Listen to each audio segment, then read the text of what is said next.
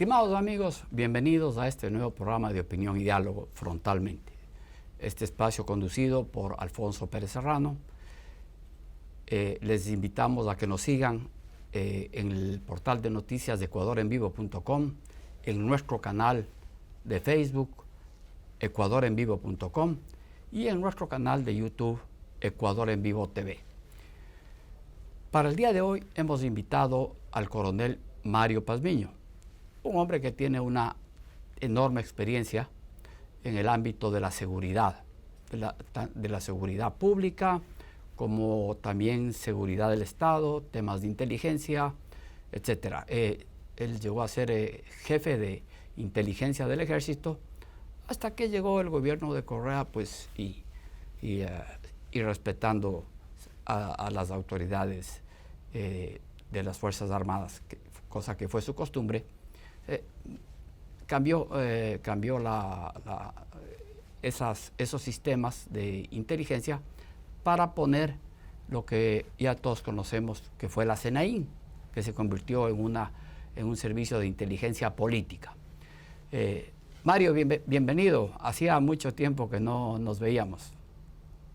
Gracias, Alfonso. Muy buenas noches. No, un placer siempre y una satisfacción y un honor estar en este programa y nuevamente poder compartir contigo estos pensamientos y estas ideas sobre lo que es la seguridad.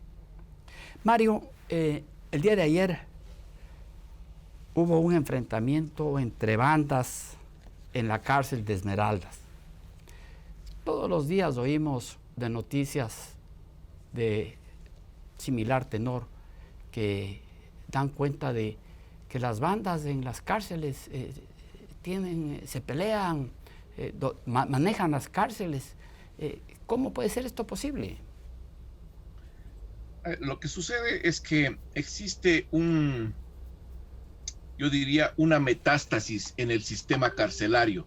Metástasis que se origina por la falta de acciones concretas gubernamentales y también institucionales, ministeriales, para poder realizar acciones firmes al interior de los centros carcelarios. Lamentablemente, ahí hay un sinnúmero de amenazas internas que dificultan la conducción efectiva de estos centros carcelarios. Hay un sinnúmero, por ejemplo, solo por citar algunos: corrupción, desde la administración de los centros carcelarios, los guías penitenciarios, Policía Nacional y todas las personas que están ligadas al centro carcelario. Ahí hay una corrupción, yo diría, galopante. Segundo, falta de liquidez para poder atender los sinnúmero de acciones y necesidades que tiene esa población carcelaria: salud, rehabilitación, alimentación, por citar algunas de ellas. El otro tema es que no existe en los centros carcelarios una verdadera selección, yo diría una selección adecuada de guías y funcionarios administrativos que tengan una preparación y hayan sido seleccionados para que vayan verdaderamente a ejercer el control en los centros carcelarios. Lo que han hecho allá es colocar a dedo a diferentes personas para que vayan allá como cuotas políticas. Y lo que vemos son los resultados que estamos viendo: un sinnúmero de acciones de violencia generalizada, que eso también es otro factor, porque ahí operan un sinnúmero de megabandas que se denominan, que están realizando una lucha intestina por el control del centro carcelario y lo que ellos denominan control territorial. Ahí, como es conocido, y eso es una situación generalizada en todos los sistemas carcelarios del país, los guías penitenciarios no tienen las llaves, si cabe el término de decirlo así, de las diferentes patios o de los diferentes áreas donde están separados los internos, los de máxima seguridad como mínima seguridad. O sea, quien tiene las llaves son los mismos caporales o los mismos delincuentes. Por lo tanto, pueden abrir un patio, pasar de un patio al otro patio, y eso se genera pues las disputas territoriales. Disputas territoriales que están orientadas fundamentalmente a controlar a las otras bandas y ejercer un control no solo territorial al interior, sino también en la administración y también de los guías penitenciarios. Ese es el verdadero objetivo de los enfrentamientos. Lo que tú dijiste hace un momento, se dio una masacre, si cabe el término decirlo así, en el centro carcelario de Esmeraldas entre dos bandas, los tijerones en un lado y los otros los gángster. Dos estructuras delictivas que se confrontaron. Resultado de esto, 6 muertos, 1 herido de gravedad que está en cuidados intensivos y 6 heridos por armas blancas. Esto quiere decir que no hay ningún tipo de control al interior, que entran armas de todos los lados para poderse mantener allá al interior la supremacía de una banda con relación al otro. Por lo tanto, a vista y paciencia las autoridades, puede pasar lo que sucedió y muchas cosas peores porque no hay un control eficiente. El gobierno dispuso hace unos días atrás un estado de excepción que terminó el 9 de noviembre, pero un estado de excepción que no ha dado ningún resultado, porque ahí están las consecuencias. Seguimos con los niveles de inseguridad crecientes en los centros carcelarios. Mario, estas bandas que operan en las cárceles, ¿desde ahí se cometen delitos, se organizan delitos fuera de la cárcel? Sí, las megabandas tienen una organización que no solo depende de la estructura piramidal en el centro carcelario, sino también operan a través de otras bandas o pandillas delictivas que están en las ciudades cercanas. Estas se articulan y se manejan en base a comunicación celular, la misma que sale desde el centro carcelario, y disponen acciones. ¿Como qué acciones? Asesinatos, secuestros, extorsiones, cobro de dineros, asaltos, y les dan a los diferentes pandillas pequeñas, les dan sectores de trabajo, que llaman ellos. Entonces, ese sector de trabajo es respetado. Voy a poner un ejemplo, por ejemplo, en Guayaquil. El sector de Urdesa pertenece a la pandilla X, y solo esa pandilla puede operar en ese sector. Entonces, esa pandilla tiene que responderle al jefe de la mega banda que esté en la cárcel con dinero por lo que operó en ese sector, pero además de eso, él tiene dos cosas importantes, la pandilla pequeña. Tiene información que le proporciona la mega banda sobre los objetivos y los blancos, y segundo, también tiene el resguardo y la protección de la mega banda en ese sector. Entonces, estos se articulan, y por eso es que cuando en los centros penitenciarios hablan de rehabilitación, los delincuentes les dicen, no, muchas gracias, porque aquí tengo todo, pues ¿para qué voy a estarme metiendo a hacer actividades de carpintería o zapatería si tengo aquí todo y solo tengo que salir a delinquir y regreso y no hay problema? Salgo y regreso al hotel. El hotel es la cárcel. Claro, muy grave, Mario, porque los delitos que se cometen afuera en la calle contra los ciudadanos son delitos contra la vida muchas veces, contra la propiedad de las personas, sicarios de las bandas que asesinan a mansalva a las personas que están en un restaurante, etcétera. Pues esto parece ser un cáncer. ¿Cuál puede ser una solución para esto? Hay que hacer una reingeniería total del sistema carcelario primero. Es importantísimo que, a mi criterio, la Policía Nacional se haga cargo de los centros carcelarios por un año. Durante ese año tiene que formarse los nuevos guías penitenciarios en una escuela de formación de guías penitenciarios que no estén regidos por ningún tipo de actividad política ni injerencia política. O sea, que se prepare esa gente aparte, y también se preparen administradores que tengan unos niveles yo diría, de capacitación y de profesionalismo. O sea, no es cuestión de cogerle a una persona y ponerla allá, sino que sea sociólogo, psicólogo, para que puedan entender la problemática que se da en ese centro carcelario. Esto es sumamente importante. Caso contrario, no podremos enfrentar este tipo de situaciones. Por otro lado, creo que es necesario y vital hacer también una reingeniería total del sistema de justicia. Claro, sistema de justicia que está amparado por un grupo de corruptos que levanta la bandera de la impunidad, y que en base a estos corruptos y estas acciones de impunidad se sigue incrementando el nivel de hacinamiento en las cárceles, a cambio de recursos para que los saquen y los metan allá al sistema penitenciario. Así funciona en el país la legislación, y así funcionan los centros carcelarios. Hay que hacer una reingeniería total. El próximo presidente de la República tiene necesariamente que transformar eso. Si no, hay una bomba de tiempo que le va a estallar a corto plazo. Mario, este tema me lleva directamente a otro.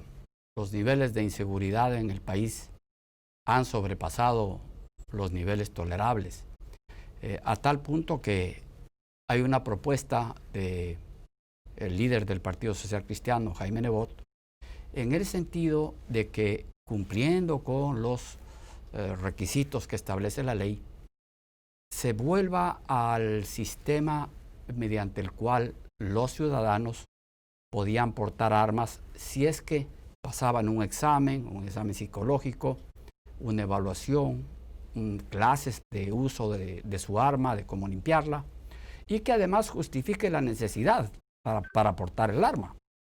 ¿Tú qué opinión tienes sobre eso? ¿Crees que puede esto ser de utilidad? Yo creo que esa posición es sumamente viable. Y es viable ¿por qué?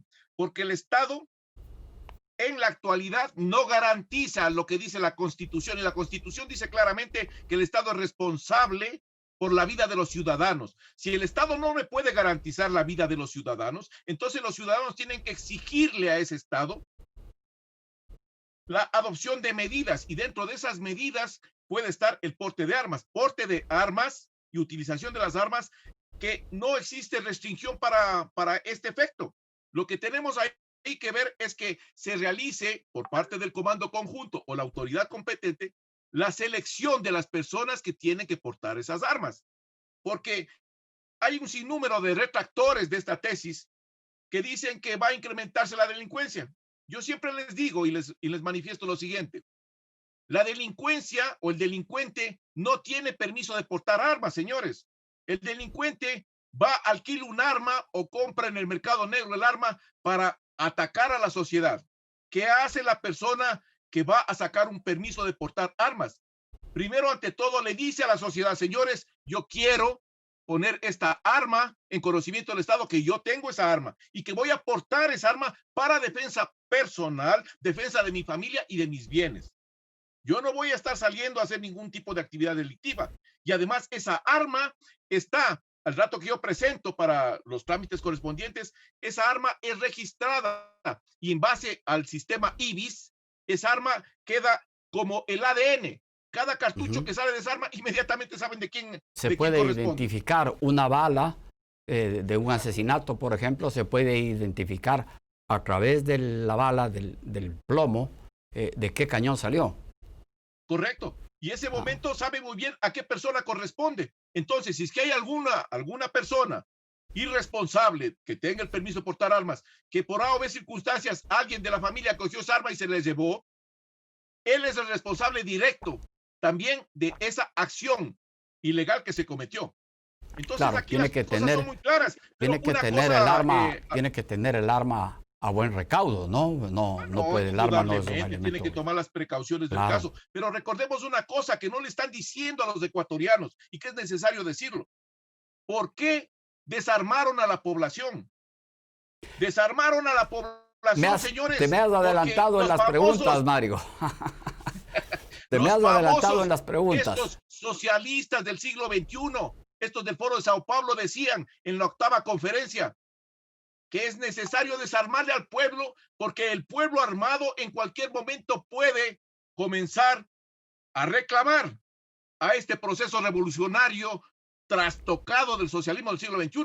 Es por eso que en todos los países donde triunfó el socialismo del siglo XXI, comenzaron a desarmar: Venezuela, Ecuador, Bolivia, Nicaragua, Cuba, Argentina, y así se regó Chile, se regaron todos los países, como una medida, según ellos, entre comillas, que era para proteger a los ciudadanos que no se agredan.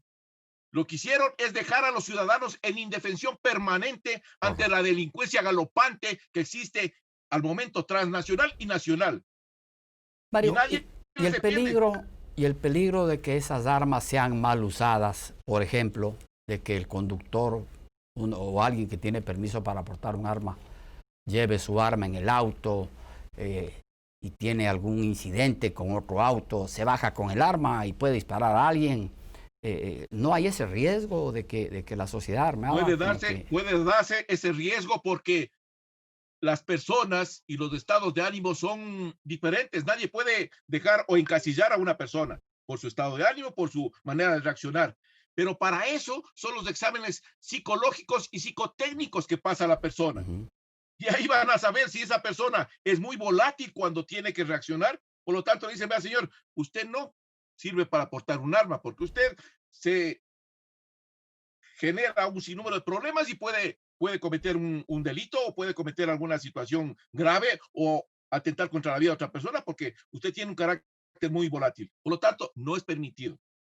Pero esas situaciones hay que hacerlos dentro de un proceso que yo he dicho es un proceso técnico, es un proceso de protocolos claramente definidos y establecidos por el organismo competente, en este caso el Comando Conjunto. Por eso es que yo discrepo con el ministro de Defensa, porque el ministro de Defensa dice que vamos a armar a la sociedad para formar estructuras paramilitares. Está completamente No, pues, equivocado. no, pues, Está no, no. completamente equivocado, porque anteriormente de que él esté de ministro, también tenían las personas armamento y nunca se formó ningún grupo Bueno, paramilitar. Mario, las estructuras paramilitares sí existen, pues, y están armadas. Sí, pero en el país no se han presentado. A eso me refiero yo.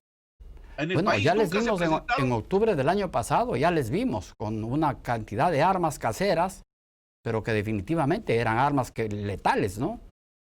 Ah, bueno, ese era otro tema completamente diferente, pero yo me refería a que ese porte de armas que decía el ministro iba a generar que inmediatamente se comiencen a formar bandas paramilitares. Eso es una concepción completamente equivocada. Pero con relación a lo que tú dices, esa es otra cosa completamente diferente.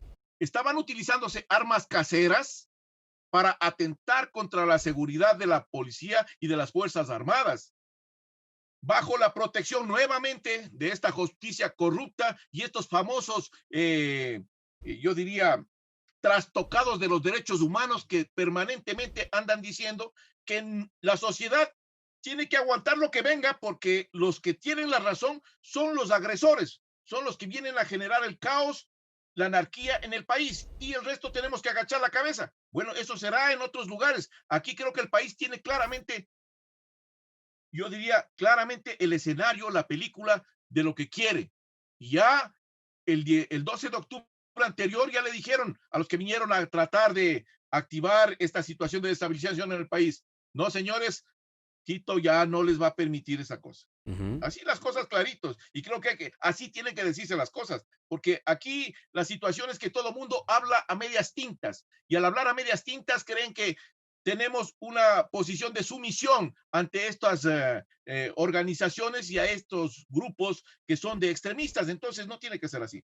Mario, yo recuerdo que hasta el año 2007, 2008, las empresas que brindaban seguridad tenían armas letales, tenían escopetas recortadas, tenían pistolas.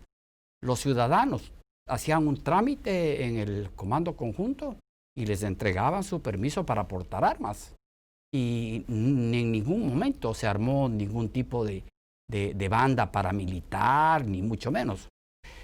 Incluso yo recuerdo que en la ciudad de Guayaquil, por ejemplo, la seguridad de determinadas zonas de la ciudad eran compañías privadas de seguridad, que eran pagadas por la empresa privada como una colaboración para que la ciudad de Guayaquil sea una ciudad segura.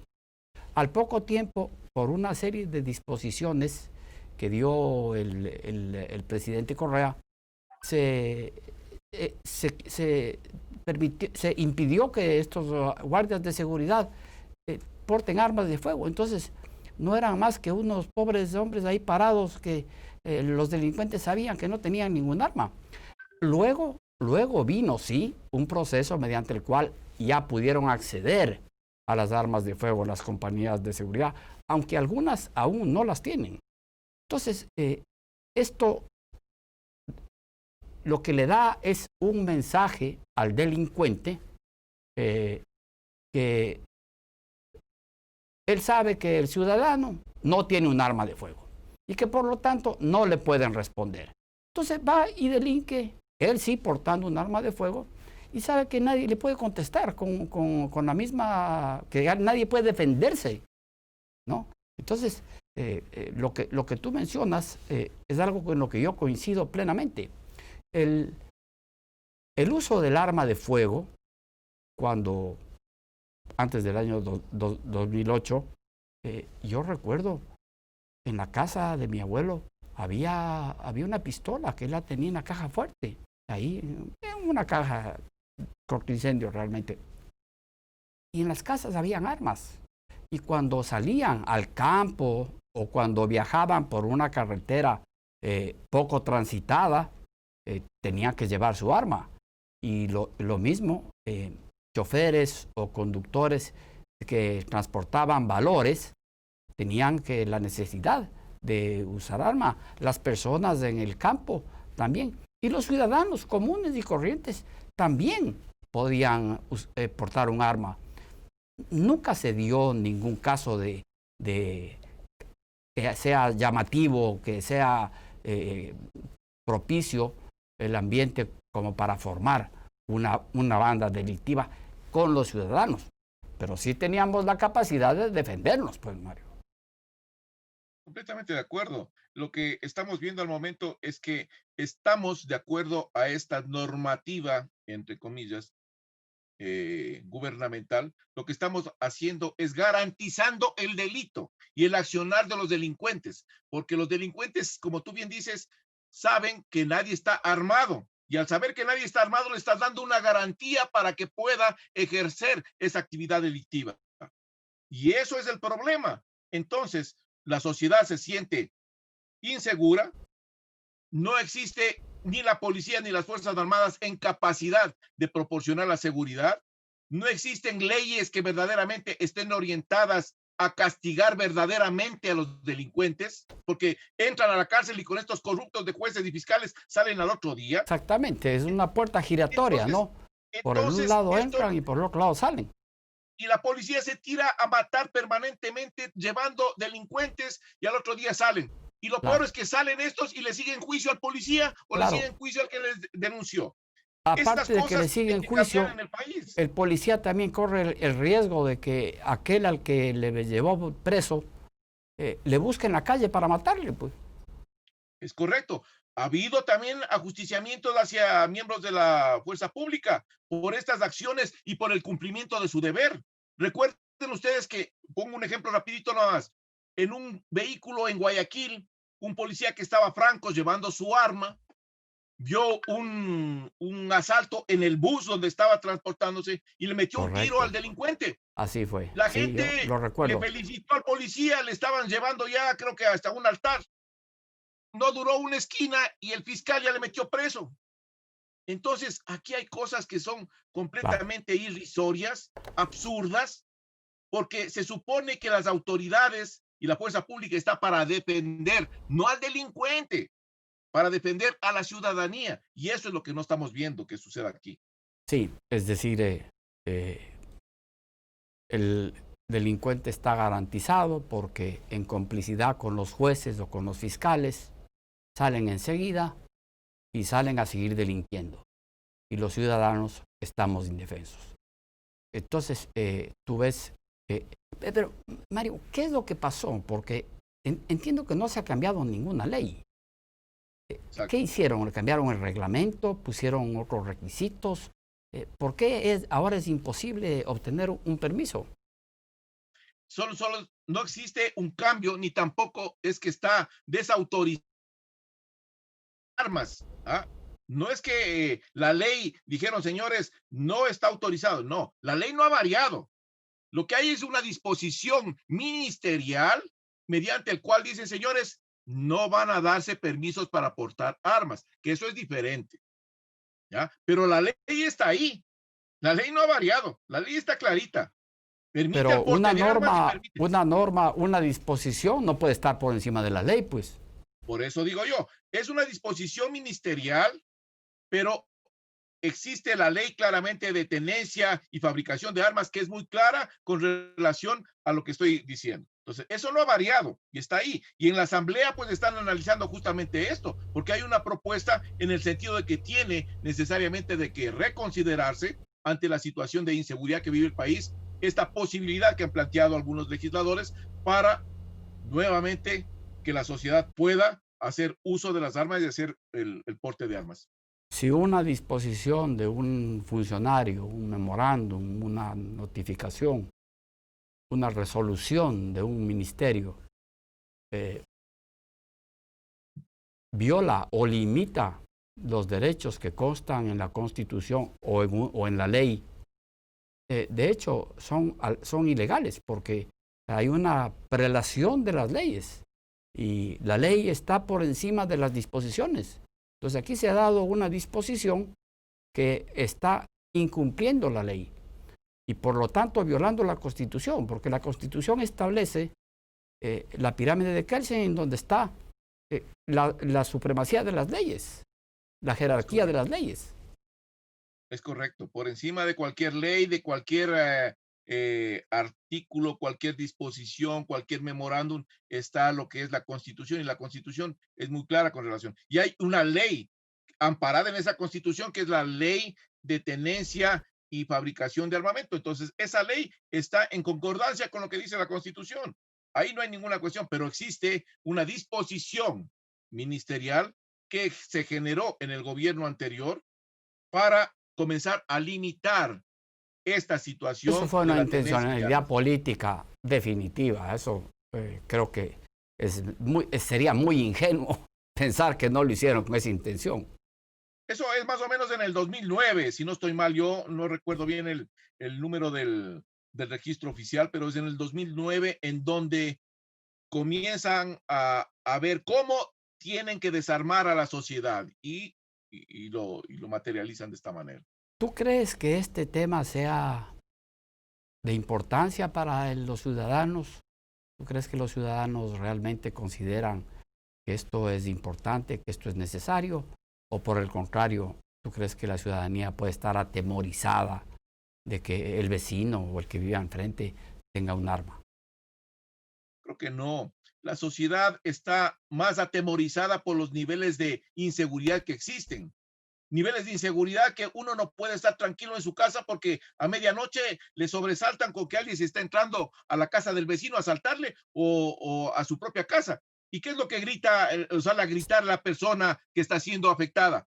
Auxilio, ayúdenme. Entonces, si hay una persona que tiene el permiso para portar el arma y puede hacer 1 o 2 tiros al aire para ahuyentar a este delincuente, pues la persona que está siendo asaltada le va a quedar eternamente agradecido.